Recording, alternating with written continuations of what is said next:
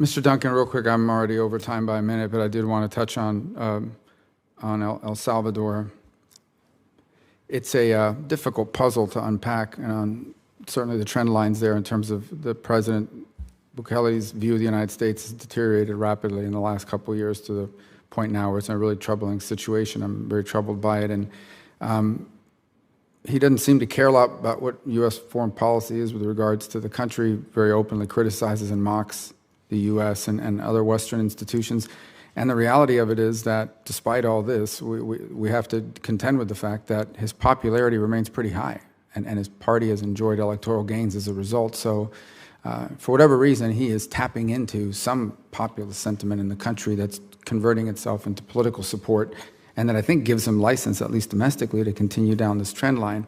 But there's an interesting dynamic. On the one hand, we're carrying out this name and shame campaign from Washington where we are sanctioning individuals and calling them out and for their alleged corruption and behavior and the like. And on the other hand, you see them negotiating with the IMF, where we are, the leading contributor towards. And it seems like our administration is holding open the possibility that there would still be an IMF arrangement, I would imagine, because the understanding that if we didn't, there could be a mass migration event that would impact neighboring countries, and or they could turn to alternative means of financing outside of the structured system that the United States has influence over. How do we balance our national interest and desire to have not just stability there, but some relationship with this campaign that's being carried out that I think has led to pretty open diplomatic and economic hostility? Thank you for the question, Senator. I think first and foremost we have to approach the Salvadoran government, as we should most governments, from a position of respect and acknowledge, as you said, that they choose their own leaders.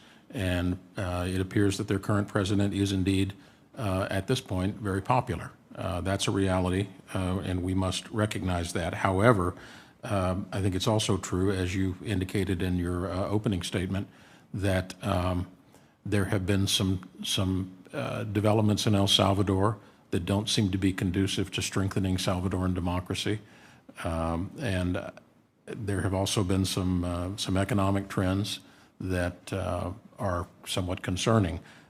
With respect to the sanctions you referenced, I think it's important for us to use the tools Congress has given us, whether that's Global Magnitsky or the Section 353 list or Section 7031, to use those tools appropriately to target individuals who have been involved in acts of corruption or acts that undermine democracy or the rule of law. And I think we can do that while continuing to maintain a respectful relationship with the government of El Salvador. I don't see any inconsistency there.